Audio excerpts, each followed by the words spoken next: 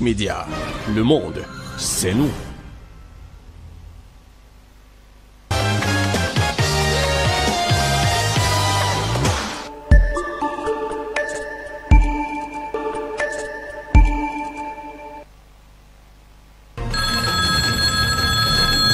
Allô? Bonsoir, Afrique Média. Vous êtes les meilleurs. Oui, bonsoir monsieur. Je suis monsieur Pétain. Bonsoir monsieur, Afrique Média. Je vous remercie pour tout ce que vous faites pour l'avenir de l'Afrique. Vous êtes la seule chaîne qui est libre dans le monde. Après le rapport de Mankeur Ndiaye, représentant spécial des Nations Unies en RCA la semaine dernière, qui accuse nommément les instructeurs russes de plusieurs exactions et du non-respect des limites des prérogatives d'assistance à l'armée centrafricaine, le pouvoir de Bangui réagit et condamne ce qu'elle appelle une pure manifestation de déstabilisation de la Centrafrique, surtout que depuis des années, le pays n'avait autant connu d'avancées en matière de sécurité avec la récupération de l'ensemble du territoire national par les forces armées centrafricaines, avec l'aide des instructeurs russes et de l'armée rwandaise. D'après Bangui, ces attaques visent à ternir l'image des forces armées centrafricaines et à discréditer les actions des instructeurs russes sur le terrain, grâce à qui la reprise de la quasi-totalité des villes du pays a été possible. Comme cela se fait depuis des mois déjà, le gouvernement ne restera jamais muet face à toute campagne de sabotage engagée contre l'État et le peuple centrafricain. Une énième sortie après celle des mainstream CNN et autres de la semaine dernière, le mainstream français,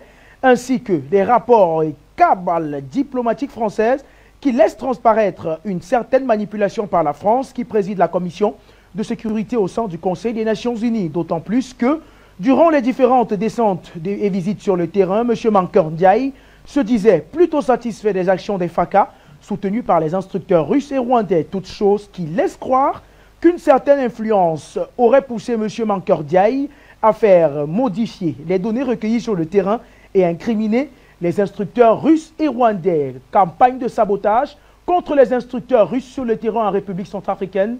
Nous en parlons avec vous et nos invités dans ce nouveau numéro d'Appel sur le continent. Je vous remercie pour tout ce que vous faites pour l'avenir de l'Afrique. Vous êtes la seule chaîne qui est libre dans le monde. Mesdames, Messieurs, bonsoir et merci de nous retrouver une fois de plus sur les antennes de la télévision panafricaine pour cette autre édition d'Appel sur le continent, édition consacrée à la République centrafricaine. Après avoir échappé à la déstabilisation militaire, le terrain se passe, maintenant la bataille se passe sur le théâtre médiatique avec des campagnes de déstabilisation orchestrées par les médias mainstream français avec l'appui de Paris et bien sûr de Washington pour discréditer les actions des forces armées centrafricaines avec le soutien des formateurs russes et de l'armée rwandaise présents sur le théâtre des opérations du côté de la Centrafrique, des acteurs grâce à qui la reprise de la quasi-totalité des villes du pays a été possible. C'est donc ce qui semble gêner du côté de Paris, bien sûr, qui a organisé de nombreuses cabales déjà contre la République centrafricaine et contre le gouvernement du président Faustin Archange Touadéra. La dernière en date, c'est bien sûr ce rapport des Nations Unies porté bien évidemment par Mankeur Ndiaye, représentant spécial des Nations Unies en République centrafricaine, qui semble avoir perdu la tête, arrivé une fois de côté des Nations Unies, qui pond un rapport selon lequel les instructeurs russes auraient produit des exactions contre les civils. On parle bien évidemment d'une utilisation excessive de la force. On s'interroge donc sur ce rapport et ses campagnes de déstabilisation contre les instructeurs russes organisées par Paris du côté de Bangui. Nous en parlons donc avec vous dans cette édition d'Appel sur le continent consacrée bien sûr à la République centrafricaine. Nous sommes donc avec notre géopoliticien Luc Michel, spécialiste bien sûr de la République centrafricaine. Bonsoir Luc Michel, merci d'avoir répondu à cette invitation une fois encore. Je suis toujours mobilisé pour défendre la Centrafrique parce que c'est véritablement aujourd'hui le cœur de la résistance africaine. Je salue toute l'équipe et je salue nos 220 millions de spectateurs, puisque suivant les médias mainstream français, nous serions ce nombre considérable qui écrase tous les médias occidentaux. La question de la campagne médiatique qui est lancée contre les FACA et les Russes, campagne médiatique qui a commencé il y a près d'une année et qui continue aujourd'hui devant le Conseil de sécurité des Nations Unies, elle tient en une phrase.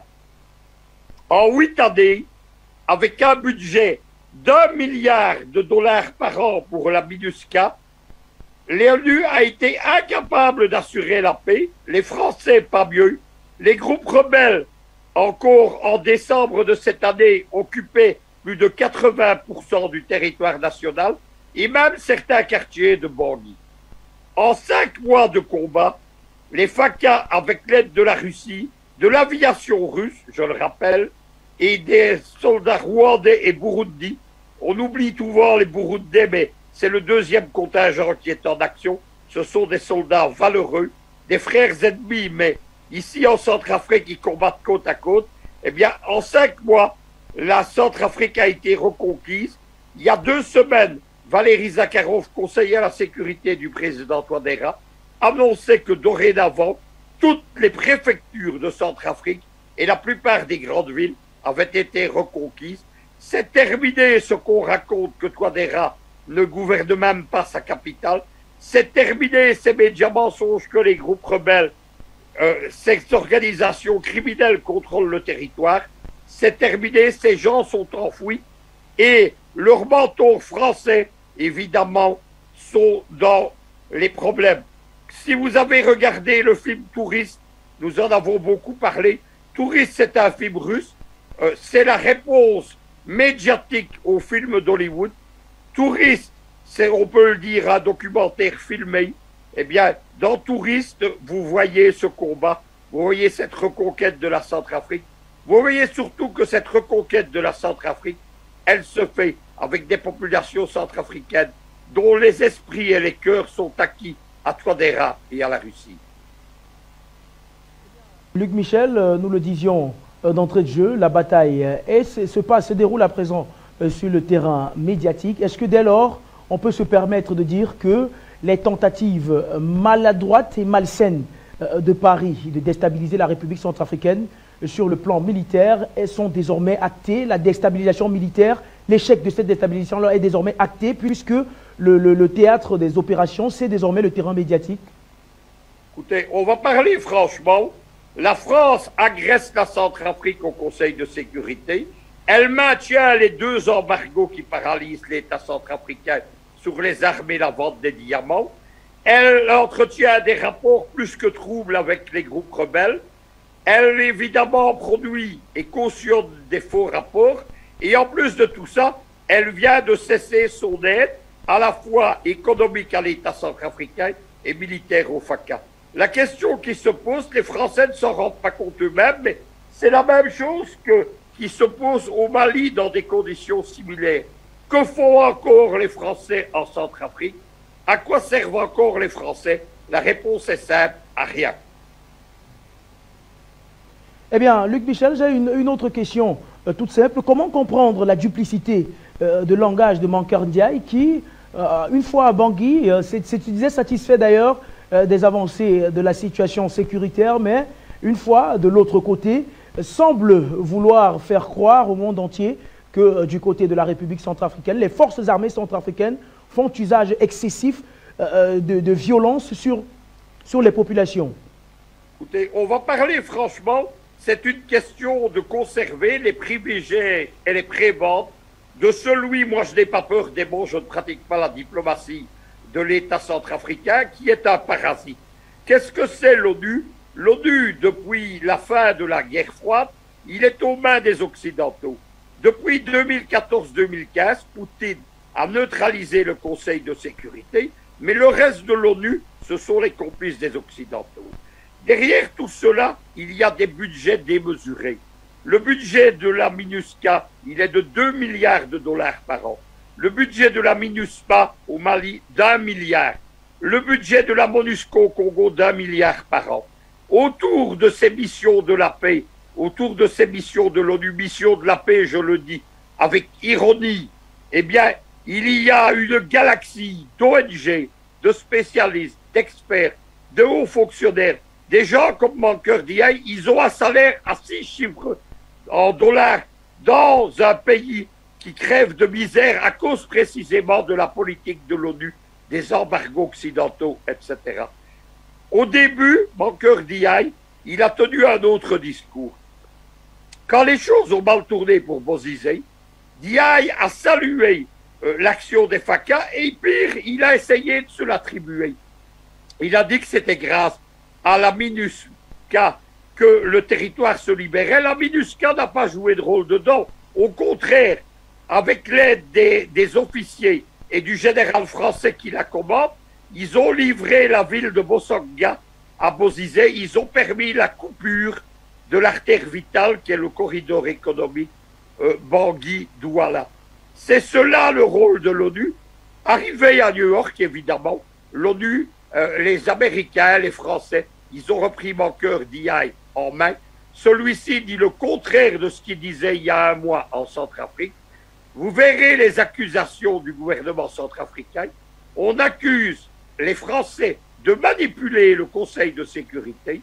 Il faut rappeler, comme le rappelle le gouvernement centrafricain d'ailleurs, qu'il ne se laisse ni faire ni dire, c'est que ce soi-disant groupe des experts des droits de l'homme, il est présidé par un Français, c'est-à-dire que le Quai d'Orsay joue la musique et écrit la partition sur laquelle tous ces gens dansent. Mankeur Diaye, évidemment, il n'est pas différent de ce qu'ont été les hauts fonctionnaires de l'ONU, pas seulement en Afrique d'ailleurs, mais en Yougoslavie, au Proche-Orient, en Syrie par exemple, en Irak ou ailleurs, ou en Afghanistan encore. Partout l'ONU se comporte évidemment comme une carpette sur laquelle les Occidentaux s'essuient les mains. Moi je n'ai pas peur des mains. Quand on prend le bilan de l'ONU qui vient de fêter ses 75 ans, on est devant un bilan globalement négatif. Dites-moi un pays où l'ONU a assuré durablement la paix. Si simplement ces moyens étaient donnés à l'État centrafricain, on ne parlerait même plus des groupes rebelles, il n'y aurait plus de guerre civile. Mais il faut comprendre quelque chose, c'est qu'à partir du moment où ça rapporte à tellement de gens, ces gens ne veulent pas que la situation s'arrête. Si la République centrafricaine, elle est en train de le faire avec l'aide des Russes et des Rwandais, reprend le contrôle du territoire national, si les groupes rebelles sont en fuite en dehors des frontières, si Bozizé n'est plus qu'un criminel recherché par la CPI, il n'y a plus de justification à la présence de l'ONU, pas plus que celle de Français. Il va falloir que l'ONU mette un terme à sa mission, qu'elle déguerpisse. C'est tout cela que ces gens ne veulent pas faire. D'autres questions, on le sait, ces nombreuses campagnes de déstabilisation ne sont pas organisées au hasard depuis, vous l'avez dit, depuis près d'un an déjà. On parle de campagnes constantes de déstabilisation médiatique contre la République centrafricaine. Quels peuvent être les objectifs recherchés par ces nombreuses campagnes organisées par l'Occident contre le régime de Bangui, quand on sait qu'à chaque fois qu'une campagne a été lancée, le gouvernement de Bangui a répondu, à chaque fois qu'une campagne a été lancée, Bangui a répondu. Quels peuvent être les motifs, les objectifs recherchés par ceux-là qui organisent ces campagnes de déstabilisation médiatique? Avant de vous expliquer à nouveau comment la campagne a été organisée, mais moi je n'hésite pas à le dire, planifiée, il faut comprendre qu'il y a eu deux phases en Centrafrique. Il y a tout d'abord, en l'été 2020, il y a Le Drian qui vient à Bangui, il est suivi par Tibor Nagui, vice-ministre américain des Affaires étrangères. C'est le Tibor Nagui que nous connaissons hélas au Cameroun. C'est un dirigeant de l'Atlantic Council, le think tank américain qui pilote la politique étrangère américaine en Afrique. Ces gens viennent protester contre la présence des Russes. À partir de ce moment-là, il y a une campagne médiatique qui est planifiée, mais ça ne s'arrête pas là. On décide d'organiser une révolution de couleur visant à un changement de régime. Les Français se chargent de saboter l'élection du mois de décembre, les Américains se chargent de la campagne médiatique. Lorsque nous arrivons à la fin décembre 2020, les Français ont échoué. L'élection, malgré tous les subterfuges, non seulement des groupes rebelles, mais aussi des partis d'opposition, les Doléguélé, les Iguélé, les Mékassois, mais également donc les Bozizé, ces gens ont échoué. On sait que Touadéra, le programme du Quai d'Orsay, c'était tout sauf Touadéra. On sait que Touadéra va être réélu. Et à partir de ce moment-là, il y a une deuxième phase qui se met en route. C'est les attaques directes, le sabotage du gouvernement de Touadéra. Le but, c'est quoi? C'est pas tellement de le déstabiliser politiquement, c'est le déstabiliser économiquement. Vous savez que dans le monde actuel de la globalisation, ceux qui dirigent l'économie mondiale, ceux qui décident des investissements, des taux d'emprunt, des intérêts, des prêts, etc., ce sont les fameuses agences de notation. Elles sont toutes anglo-saxonnes. Évidemment, quand on dit que Touadéra, c'est le chef d'une économie mafieuse qui pille le pays avec des groupes russes mafieux, évidemment, on n'aide ni les investissements, on n'aide pas, évidemment, les crédits, mais surtout, on n'aide pas à mettre un terme aux embargos. En particulier, l'embargo sur la vente des diamants. Les diamants, ils sont soustraits à la vente de l'État centrafricain, sous prétexte que le pays est en guerre. C'est le processus de Kimberley, ce qu'on appelle la loi des blues diamants, les diamants du sang. Et ces diamants, ils ne sont pas perdus pour tout le monde. Ils sont pillés par les casques bleus, ils sont pillés par les groupes rebelles, ils sont pillés par l'armée française. Afrique Media, jadis, avait publié des vidéos là-dessus. Ils sont donc ensuite exportés clandestinement du pays. Et c'est là l'économie mafieuse. Ils sont vendus sur la place internationale du diamant à Anvers en Belgique, avec la complicité du gouvernement belge, qui est un pays de l'OTAN, qui est étroitement lié, la diplomatie belge est liée au Quai d'Orsay, et en plus, c'est en Belgique qui est le siège de l'OTAN. On dit que le personnage le plus influent de la Belgique, ce n'est pas le roi des Belges ou le Premier ministre, c'est l'ambassadeur des États-Unis à Bruxelles. Voilà donc ce qui se passe. Voilà ce mélange de cynisme, ce mélange de manipulation, ce mélange de médias mensonges qui est la caractéristique des campagnes occidentales. Maintenant, d'où viennent ces campagnes? C'est très simple. Elles ont été planifiées. On commence par sortir à la mi-2020 un livre. Il s'appelle De compagnie Yuki. Il est sous-titré Eugénie Prigozhin et les opérations d'influence de la Russie en Afrique. Influence, c'est par ce terme que les Occidentaux décrivent le travail médiatique, la manipulation des élections, le travail des services secrets et l'action de ceux qu'ils appellent les mercenaires. C'est dans ce livre qu'on accuse sans preuve, on accuse Touadéra d'économie mafieuse, on accuse Prigozhin, qui est un ami de Poutine, d'être un chef mafieux, on m'accuse, moi dedans, d'être le principal lobbyiste de la Russie en Afrique et d'être un personnage, un méchant sorti des films de James Bond. Ça vous dit la diabolisation de ces gens. Et enfin, dans le chapitre qui m'est consacré, on accuse Afrique Media d'être un des principaux relais de la Russie dans la campagne médiatique.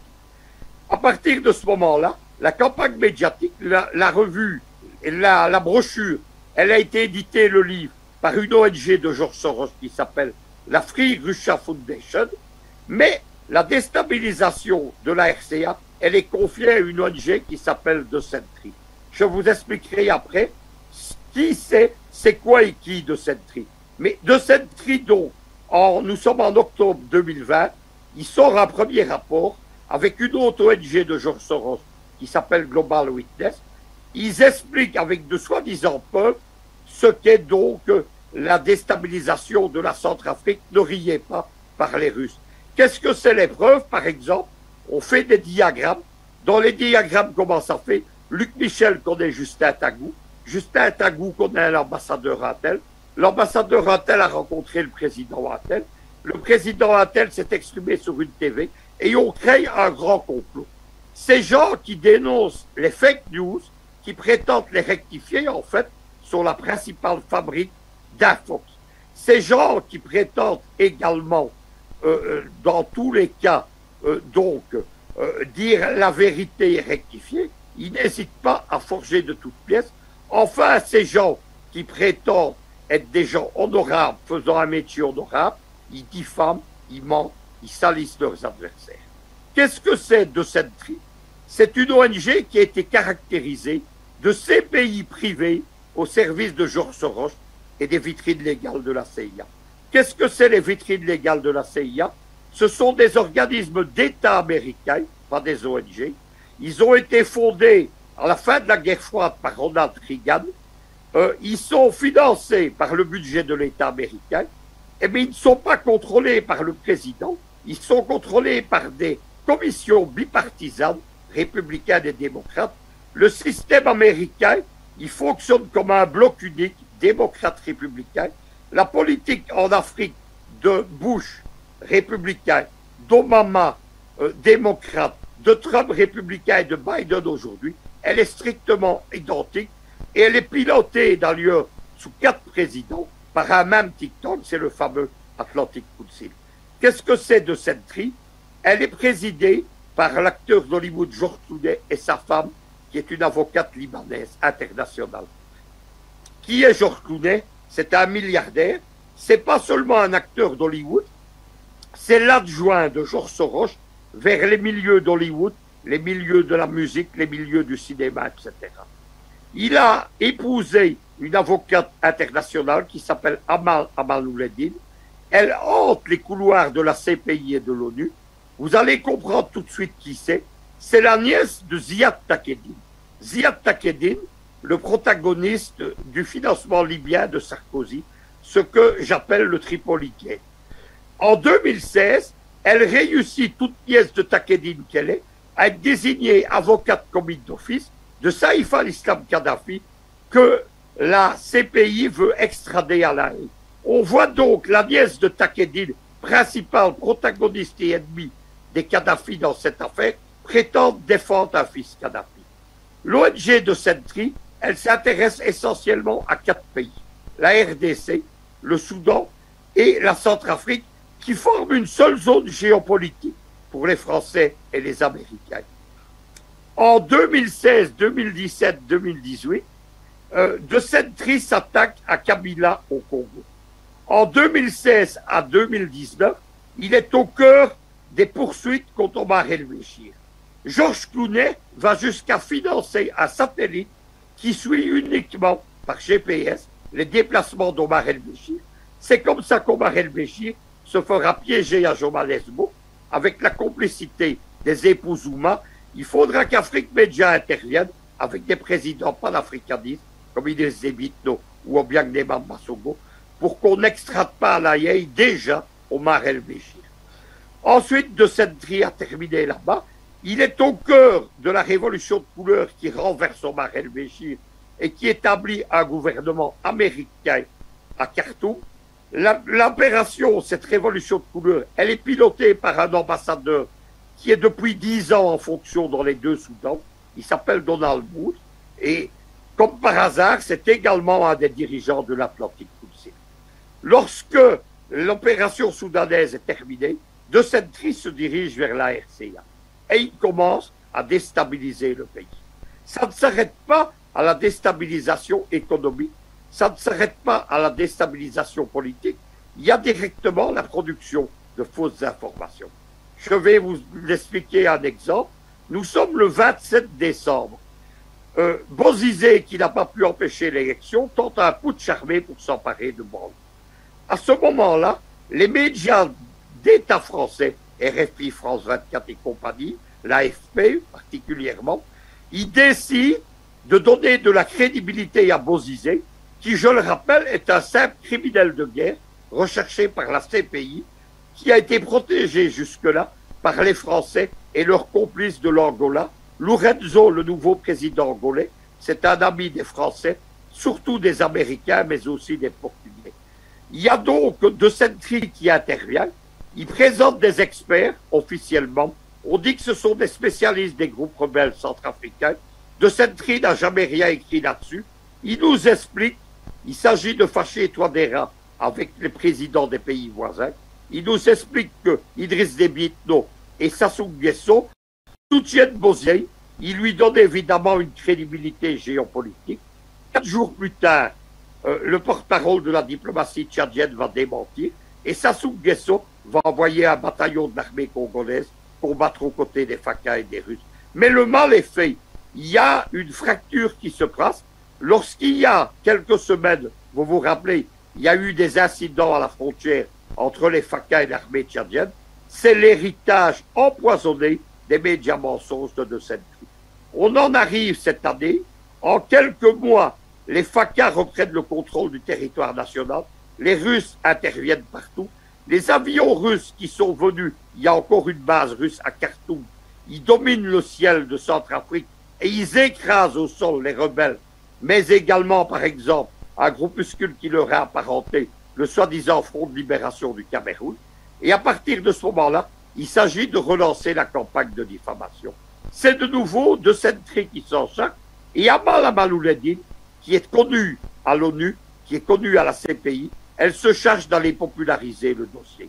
Le groupe des experts des Nations Unies sur les droits de l'homme, il est présidé par un Français, il est totalement infiltré jusqu'à la corde par les gens de Georges Soros, qui a acheté tout le monde. C'est aussi une affaire de gros sous. À partir de ce moment-là, le dossier qu'a forgé de Sentry, il est présenté comme si c'était la vérité vraie au Conseil de sécurité. Mais la désinformation ne s'arrête pas là. On nous explique que les Russes ont été mis à mal devant le Conseil de sécurité, qu'ils étaient très mal à l'aise, etc. Ce sont des fariboles. Les Russes, tout simplement, ont dit que si on souhaitait voter sur ce dossier, eux et leurs alliés chinois et un certain nombre d'États du tiers-monde qui siègent comme membres non permanents allaient tout simplement soulever le droit de veto. On ne se servira plus d'une motion du Conseil de sécurité pour écraser un État ennemi de l'Occident. Dès lors, tout cela, c'est une agitation vaine. Les articles de CNN, les articles de Marianne, l'hebdomadaire français, les articles de RFI, etc., c'est simplement la bataille médiatique qui s'est déplacée des médias mainstream vers le Conseil de sécurité. Merci pour cet éclairci, Luc Michel, mais j'ai une autre question. Donc, à la suite de votre développement, comment donc sortir de cette situation quand on sait que cela dure depuis des années en République centrafricaine? Est-ce que le gouvernement de Bangui va passer le temps à répondre aux campagnes lancées par l'ONG The Sentry, comme vous-même vous l'avez dit? Jusqu'à quand cela va durer et quelles sont les solutions? Quelles cartes Bangui a en main pour essayer de sortir de cette situation? Et Bangui ne passe pas son temps à répondre. Mais comme tout gouvernement impliqué, il est main à communiquer. La bataille médiatique, elle est menée par un certain nombre de médias. J'ai dit, je suis le responsable à Bangui d'une web TV qui s'appelle Centrafrica News TV. Nous sommes en pointe pour combattre la désinformation. C'est ma raison d'ailleurs de l'expertise que je développe sur vos plateaux, parce que je connais dans tous les sens du terme le sujet. En novembre 2019, je suis allé à Bangui faire le premier film sur Touadéra, qui a eu un grand succès. Depuis, beaucoup d'autres ont suivi, notamment le film Touriste. Le gouvernement de Bangui, il agit. Il agit dans l'arène diplomatique, il agit dans l'arène économique. Touadéra vient régulièrement à Bruxelles mener des missions économiques, mais également des missions qui sont menées dans les Émirats arabes unis, à Dubaï. Il y a encore un conseiller étroit économique de Touadéra qui a mené il y a quelques jours une mission à Dubaï. Touadéra essaye de faire lever l'embargo sur les diamants. Il est venu plusieurs reprises à Anvers, en vain jusque maintenant. Et bien entendu, les FACA, avec leurs alliés russes, rwandais et burundais, il ne faut jamais oublier les burundais, eh bien, ils sont en train de nettoyer, de reprendre la totalité du contrôle du territoire national.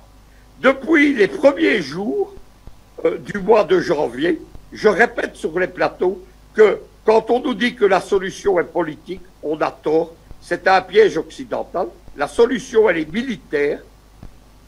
Quand le territoire sera reconquis et sécurisé, quand les populations vivront en paix, alors on pourra faire une conférence nationale que Touadéra présidera. Cette conférence nationale, elle sera ouverte à tous les Centrafricains de bonne volonté, mais bien entendu, Touadéra l'a précisé, les gens qui ont violé la loi et la constitution de Centrafrique, qui ont fait des putschs, qui ont fait 8 années d'attaques contre les populations civiles, de crimes de guerre, de viols, de brûlage de villages, qui ont pillé le pays, ces gens-là n'ont pas leur place à la table de négociation. Touadéra, pourtant, a longuement essayé.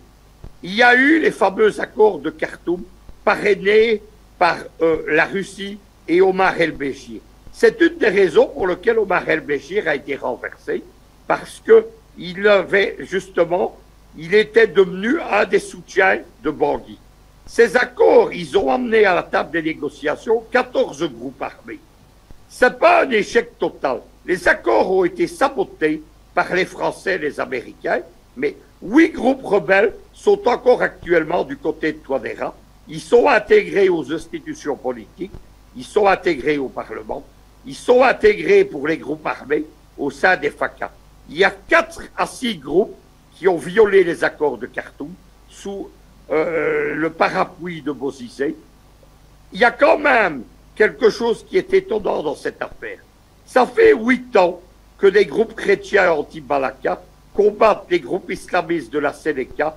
Les Occidentaux, Français, Américains, ils nous expliquent que c'est une guerre de civilisation, c'est le clash des civilisations.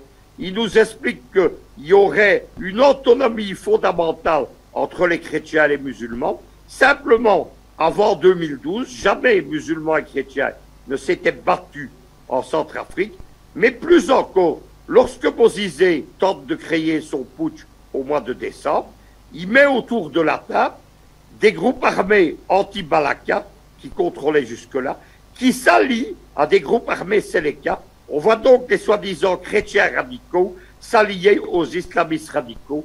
Tout cela est une grande comédie pour déstabiliser et détruire l'État centrafricain.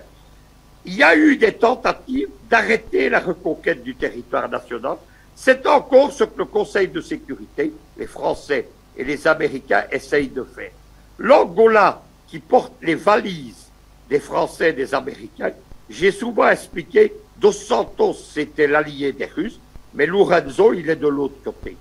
Il est lié au Quai d'Orsay, il est lié aux Portugais, c'est-à-dire un pays de l'OTAN, il est surtout lié aux Américains. Sa femme, la première dame actuelle, elle a présidé une partie de la Banque mondiale à Washington, elle a travaillé là-bas, ils ont des biens considérables aux États-Unis et notamment en Floride.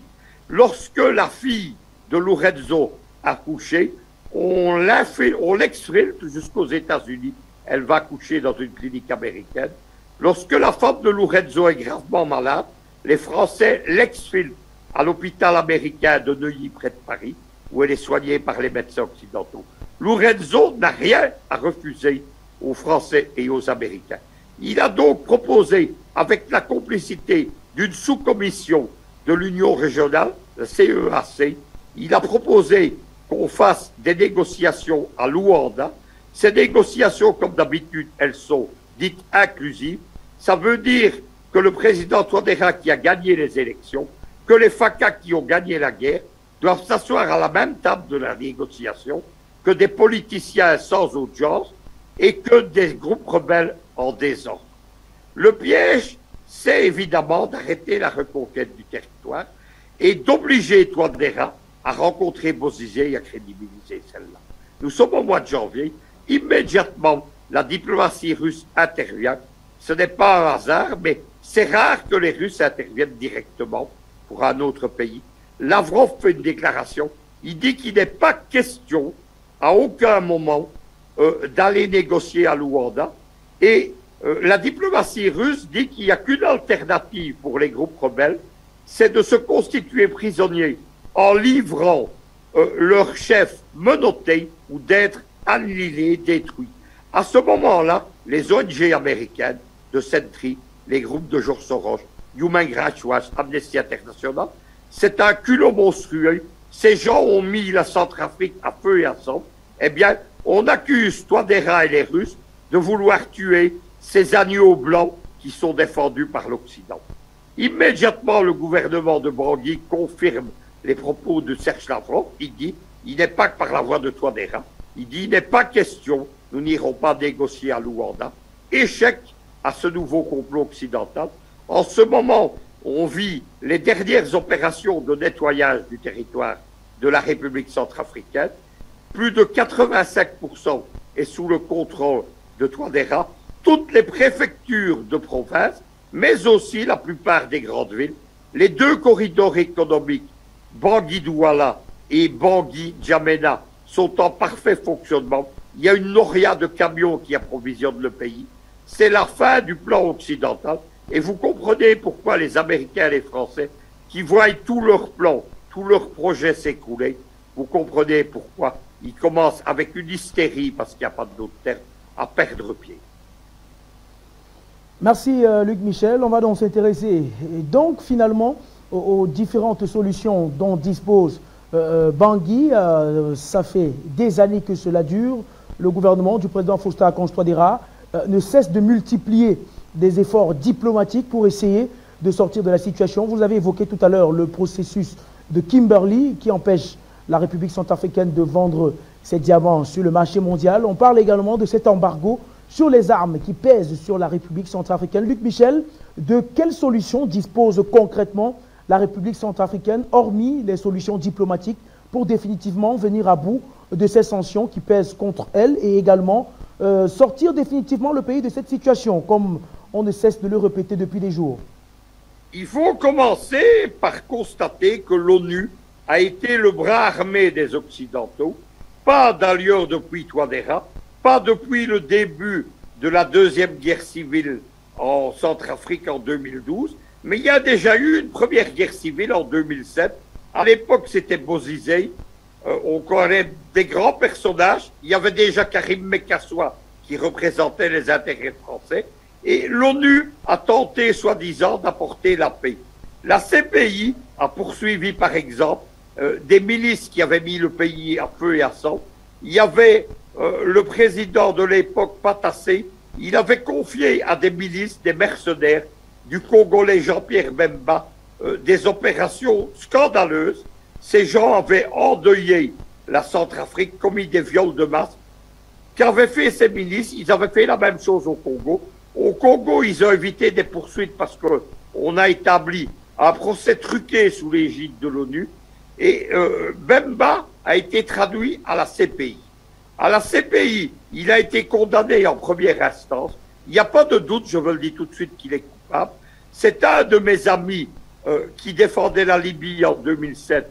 C'est un avocat belge. J'ai eu le dossier dans les mains. C'est effrayant. Il y a même des actes publics de cannibalisme. À La Haye, il y a 3500 parties civiles centrafricaines. On leur a donné raison. Immédiatement, Bemba est allé en appel. Et Bemba, nous étions donc en 2019, les Américains en avaient besoin, ils pensaient qu'il allait être candidat contre Kabila. On a vu, d'habitude, la CPI met des mois, voire des années, à traiter les procès d'appel. Tout a été bouclé en quelques semaines, et Bemba, qui était totalement coupable en première instance, a été totalement déclaré innocent en deuxième instance. Il a été libéré, et il essaye de se faire indemniser. Voilà le premier rôle de l'ONU. Lorsqu'arrive 2012, qu'est-ce que c'est la Centrafrique? C'est une séquelle de la Libye. Les Occidentaux ont détruit la Jamaïria. Leur but, c'est la fameuse géostratégie du chaos. C'est créer une zone de déstabilisation au cœur de l'Afrique centrale. Ils décident de créer deux autres scénarios pour agrandir la déstabilisation de la Libye. C'est deux scénarios à la libyenne, au Mali et en Centrafrique. En Centrafrique, on propose même un CNT, comme à Benghazi en Libye, au début du coup d'État contre Kadhafi. Immédiatement, les Français qui pourraient s'y opposer, ils ont des accords militaires avec Bozizé. C'est ironique, mais à l'époque, Bozizé, il a été liquidé par les Français. C'est quand même étonnant qu'aujourd'hui, il est devenu leur domestique. Bozizé demande aux Français d'intervenir. Il y a une puissante coalition islamique appuyée par les islamistes en Libye qui s'appelle la Seleka. Qu'est-ce que c'est la Seleka? Vous allez comprendre tout de suite. En Songo, la Seleka, ça veut dire la base. La base en arabe, ça se traduit par Al-Qaïda. Une fois que vous avez compris ça, vous avez compris que le problème de la Centrafrique, c'est le même problème que celui de la Libye, du Mali et d'autres pays. La Seleka, les Français ne bougent pas, ils ont pourtant des troupes et des bases, ils les laissent s'emparer de Bangui, mais ils ne sont pas capables de gouverner le pays. Ce sont des chefs de guerre et des bandits. Il y a Bozizé qui passe dans la clandestinité, il crée des milices chrétiennes anti-Balaka. Pourquoi anti-Balaka? Parce que ces soi-disant chrétiens, ils sont en réalité animistes, ils croient à la magie. On leur a donné des amulettes qui, soi-disant, les protègent des balles de la Seleka anti-Balaka. Voilà donc la guerre civile qui s'installe. Elle détruit le pays. 85% passent aux mains des groupes rebelles. Madame Samba Panza, qui est élue présidente de transition, c'est une marionnette des Français. Le vrai patron à l'époque, c'est Karim Bekassoua. Madame Samba Panza, elle établit un régime totalement corrompu et elle sabote les premières négociations, justement, pour pacifier le pays. En 2016, les Français ont prévu de mettre au pouvoir un homme à eux. Et à ce moment-là, c'est le miracle, l'homme du destin survient, ce grand panafricaniste qu'est Faustin Archange Touadéra. À l'époque, les Occidentaux vont dire que c'est un président surgi de nulle part, c'est une imbécilité, c'est un brillant universitaire, un mathématicien, il connaît les jeux d'échecs, mais surtout, il a été le premier ministre le plus efficace quand Bozizé était président. Qu'est-ce qui se passe à ce moment-là? Pourquoi est-ce que Touadéra a réussi à se faire élire? Parce qu'il est appuyé par la Guinée équatoriale. Le principal soutien de Touadéra, c'est Obiang-Némane Basogo. Obiang-Némane Basogo l'aide à gagner les élections. Au deuxième tour de l'élection, Touadéra, sur lequel personne ne pariait, il fait l'union de tous les candidats contre le candidat de Paris et il l'emporte. Mais à l'époque, c'est un président qui ne contrôle pas 85% de son pays et même pas la totalité des quartiers de Bangui. Il y a des quartiers comme le PK5 ou le PK13 qui sont des fiefs et de la Séléka et des anti-Malaka de Bozizé. Touadéra, désespérément, essaye de redresser son pays et il s'adresse au Conseil de sécurité. Nous sommes en 2017. En 2017, il demande à la France des armes. Les Français viennent de saisir un navire d'armes de poing, pas des armes lourdes, des fusils, des pistolets, au large de la Somalie. Ce sont des armes commandées au marché noir par Bangui. Ils demandent aux Français de restituer ces armes. Les Français finiront par le faire, mais ils vont se moquer de Bangui. Ils vont restituer toutes ces armes sans chargeur, c'est-à-dire que ces armes ne servent à rien. Au Conseil de sécurité, les Français se moquent de Touadéra. Quand vous voyez des photos de Touadéra et de Macron, ils se regardent tous les deux avec un sourire ironique. Les Français qui se croient supérieurs à tout le monde, qui sont arrogants, on dit arrogant comme un Français en Afrique, un célèbre livre d'Antoine Glaser, les Français, pour se moquer de Touadéra, lui disent « Allez demander les armes à Moscou ». Mais ce qu'ils ne savent pas, c'est que le proche entourage de Touadéra, il n'est pas africain, c'est un entourage qui est constitué de gens qui sont des Belgorusses. Ce sont des amis actuels, ce sont des gens extrêmement efficaces. Ils introduisent Touadéra à Moscou près de Lavrov, et Lavrov introduit Touadéra près de Poutine. Les Russes interviennent devant le Conseil de sécurité. Nous sommes en décembre 2017, et ils obtiennent du Conseil de sécurité une levée partielle. Jusque-là, les Occidentaux se moquaient des FACA. Il y a une mission de l'Union européenne qui est censée former les FACA. On entraînait les FACA avec des fusils en bois, vous savez, des fusils comme les enfants jouent à la guerre. Les Russes interviennent, ils obtiennent la levée partielle, et à ce moment-là, la France commet une nouvelle erreur diplomatique. Les Français se croient une fois de plus les plus malins. Ils disent, mais l'armée centrafricaine est habituée à des armes françaises et OTAN. Ils ne seront pas capables d'utiliser des armes russes qui sont différentes et d'un autre calibre. Et les Russes piègent les Français.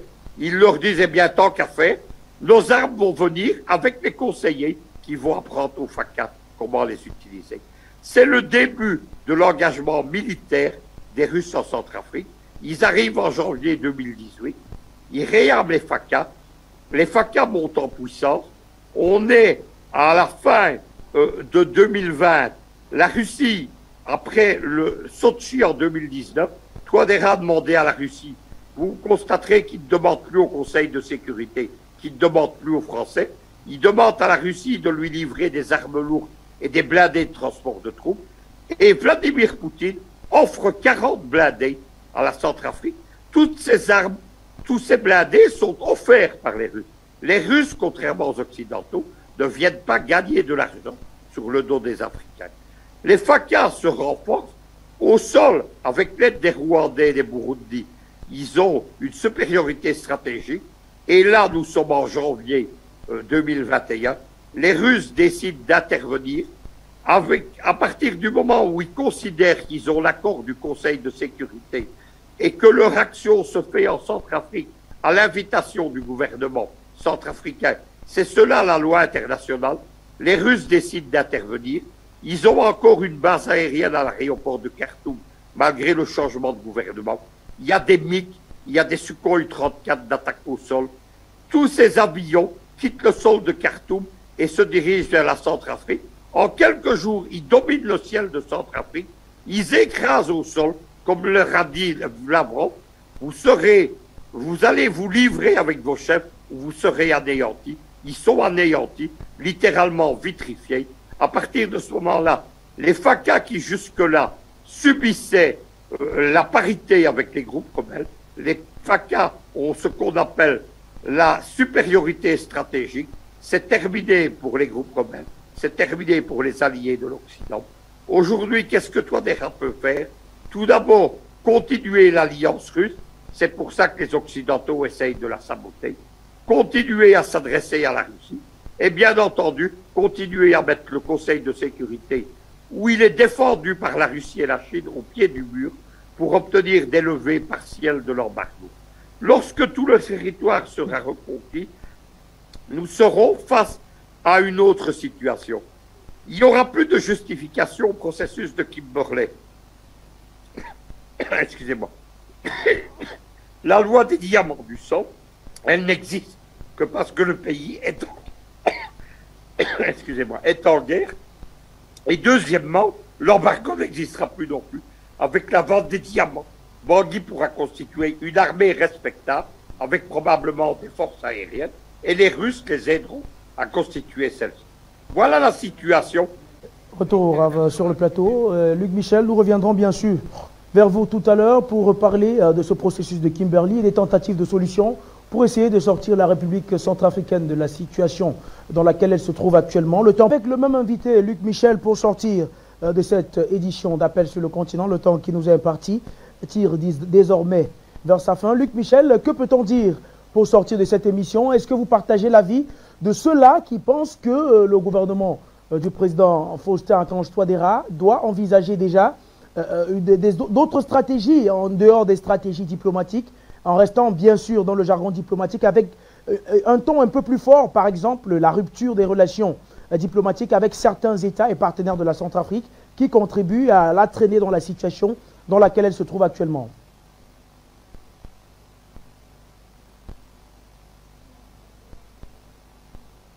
Joueurs d'échecs, ils partagent d'ailleurs le même univers mental que Poutine et Lavrov. Il y a bien entendu toute une série de stratégies. La Centrafrique mène la diplomatie classique. Là, il ne faut pas en attendre grand-chose. Mais elle mène la diplomatie parallèle, elle mène la diplomatie secrète, etc. Tout cela va déboucher évidemment sur d'autres stratégies. Touadéra, c'est quelqu'un qui a un plan A, un plan B, un plan C. Mais je voulais dire un mot parce que les téléspectateurs se trompent quand ils pensent que les États-Unis sont en train de lâcher la France. Le bloc américano-occidental, il est structuré sur un axe stratégique principal, c'est l'axe Washington-Paris. Il y a eu une brouille entre la France et les États-Unis uniquement en 2020, entre Macron et Donald Trump, à cause d'un dossier extérieur à l'Afrique, c'est le Brexit. Biden, c'est un président pro-français. Il insiste lui-même sur le fait que ses ancêtres sont venus de France combattre dans les rangs des insurgés américains.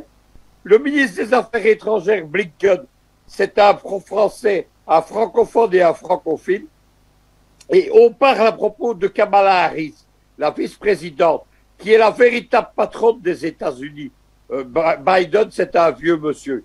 Et à propos de Macron, de romance diplomatique. C'est ce que disent mes amis diplomates.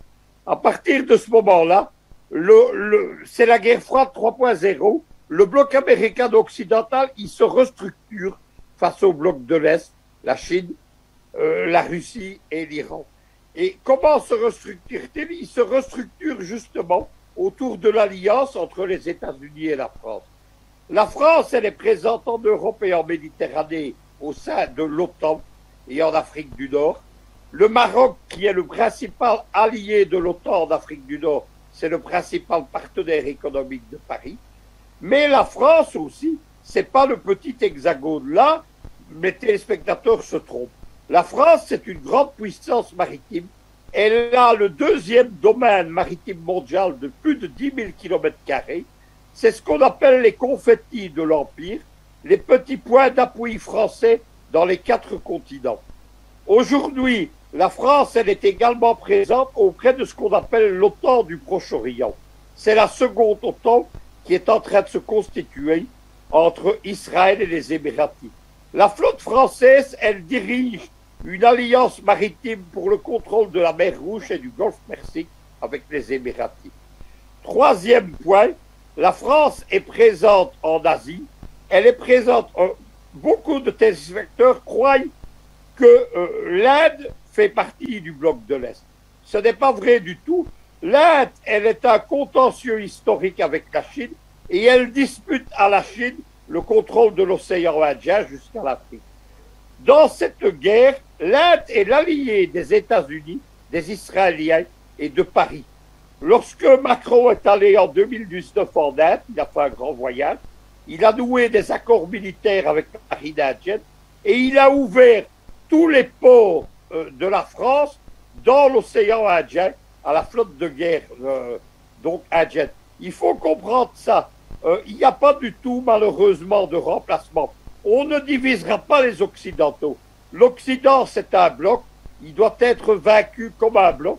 Il faut chasser les Américains, les Français et leurs complices allemands, belges, britanniques, espagnols et turcs. N'oubliez pas les Turcs, la deuxième armée de l'OTAN, et qui est omniprésente en Afrique du Nord et en Méditerranée.